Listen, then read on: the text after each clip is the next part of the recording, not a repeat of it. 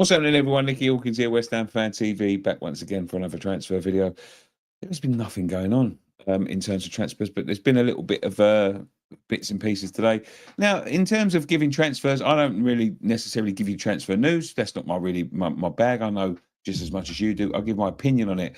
And what I'm going to give you my opinion on today is a couple of pieces of news that have come out. And boys, it's not positive at the moment in terms of transfers and stuff. I don't really know. How a couple of people have accused me of being a little bit negative in terms of where it comes to transfers, but I can't see where the positivity has come from. Let's start with a main story then. Nicholas Fulkrug. Listen, right. Let's start realistically. Nicholas Fulkrug has been described as the perfect striker for Xabi Alonso's Real Madrid. Xabi Alonso's gone to Real Madrid, and all of a sudden he is going to look at Nicholas Fulkrug as a possible number 9 option. Now they've got players like Mbappe, Vinny Jr., blah blah blah, and he sees Fulkrug as being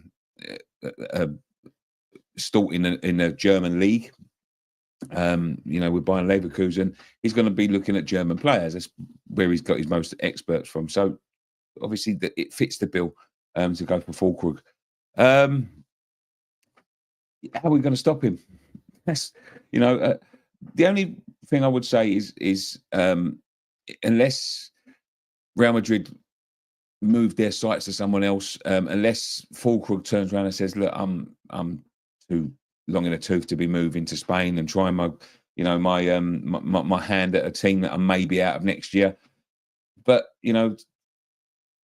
going from West Ham, just looking in a bit of a shambles at the minute, to Real Madrid has got to be, one of the most attractive transfers in football history for anybody, whatever club you play for. So, it's quite obvious we need money. We're going to be talking about Walker Peters in a minute and the rumours why we didn't actually go for him. But in terms of Nicholas Fulkrug, now I'm going to say this. Nicholas Fulkrug, to me, last season, I know he lost his place for a little bit in terms of what he said, but he actually seemed like one of the only players that cared what was happening towards the end of the season. He said what he said at the end of the season in the Brighton game when we lost that in the last minute, and he got himself, banned. Was it the Brighton game or was it somewhere else? He said it. I think it was the Brighton game. But he's one of the only players that give a shit. He's experienced, and for all his faults last season with the injuries and all that sort of stuff, he's one of our only forward players. We've got Antonio to come back, and that is it. If we are considering selling Fulkrug, there is many players I would rather go before Fulkrug, because as I said, he actually seemed like he cared towards the end of last season. But if they sell Fulkrug, if we are that skint, the money is that tight, and we decide to sell Fulkrug without any sort of plan about another forward player to come in, because I haven't seen one, we might as well give up now, because we are going to be in desperate trouble next season if we give away players like Fulkrug. When Fulkrug turned around and said there's players that don't want to be in, there's players that aren't trying hard, the players that we've let go, Aaron Cresswell, Vladimir Soufal, Fabianski, Zuma was on loan last season, so we don't know much about him, and Danny Ings you can exclude. They're not players that he was talking about trying. So you think about all of them players that were actually giving effort, have all left the club, and the ones that are not, wasn't giving effort and didn't seem to give a shit are the ones that are going to be sticking around the club. Maybe not, who knows.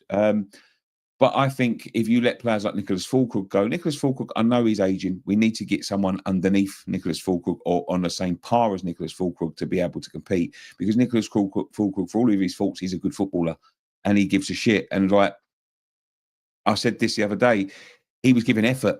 He was giving as much effort as anyone on the pitch when he came on the pitch and he was playing. He gives a shit. He's got personal pride.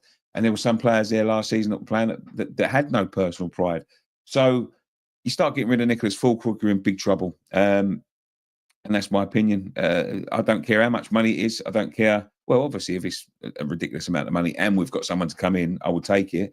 But realistically, we're not going to get loads of money for it.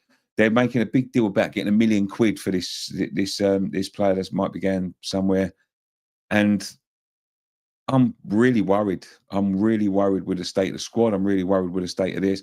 The low balling from Sullivan again. We'll talk about that in a second.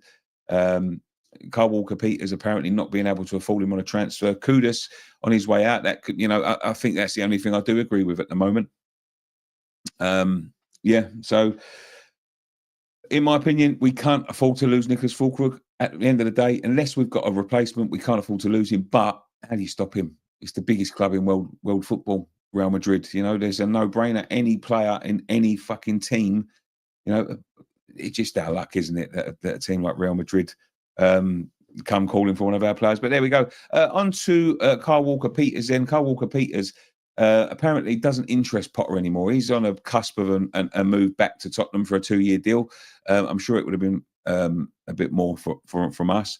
But apparently Potter excluded Carl Walker-Peters' name from being mentioned in terms of transfers. I've heard a bad rumour that we couldn't afford him, and he's a free transfer. I've heard that the signing on fee and the wages really put West Ham off. And when you look at that in terms of the way this club's been run, and I know we're going to keep on going on about David Sullivan and all that sort of stuff, and we've been talking about the same thing for 10 years, but how badly a club has been run when you've just let some high earners go, and you can't afford a free transfer in terms of PSA and all that. At the end of the day, with PSA, we might need to chance our arm and start putting in some money and just take the 10-point deduction and hope it goes for the best, because I cannot see a way out of this if this keeps on happening.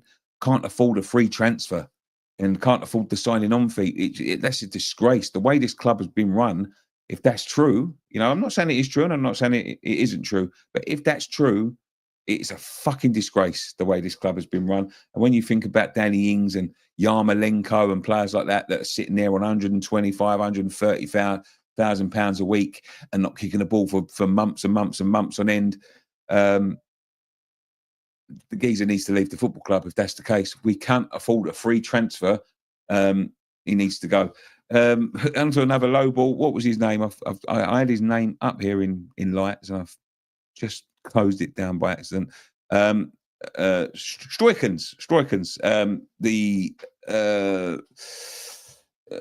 Who does he play for? Anyway, Strokens. I can't see who he plays for now. Is that Anderlecht? Anderlecht. Strokens. Apparently, we've gone in with half price. Battling with him for Leeds. Gone in for £8.5 million bid or something like that. They want 17 million.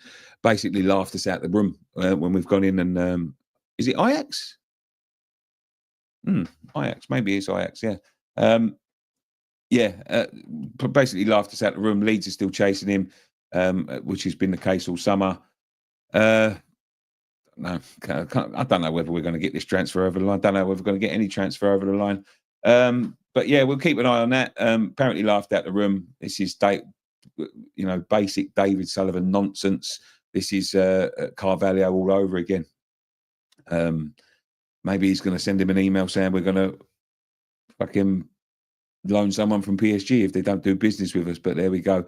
And then, last but not least, Kudus has apparently changed his agency. Now, that doesn't mean nothing. Players change their agencies all the time. But the reports are being touted around that it's because he's on the cusp of a big move. He's got the agency who are going to represent him in the big move to get the big money. It'll bring a bit of money into the football club. And I'm going to be honest, unless something collapses the way sort of Paquetá has happened over the past couple of years, I welcome the move, because if we need the money that badly, I think there's a couple of positions that we need to be filling, rather than the wings this season. I think Kudus. I think Kudus he's no better than what I've seen from some of who are Bowen this season. And if that move comes along for a decent amount of money, and we can reinvest it into the squad, getting a decent midfielder, getting a decent forward, getting a decent defender, I would welcome the move. But yeah, that was just it. He's changed his agency, and he's going to be looking for that big move there.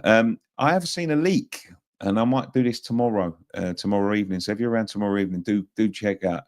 I have seen a leak of what is meant to be the new West Ham kit, and I'm going to be honest with you, I am not impressed. But listen, it doesn't add up. It is a knockoff, and these things have come up before, and they're not been the real thing. But some factory in wherever it is has knocked up a West Ham kit, which sometimes they get these designs before we see them, because they obviously get the designs to make them before they go on the shelves.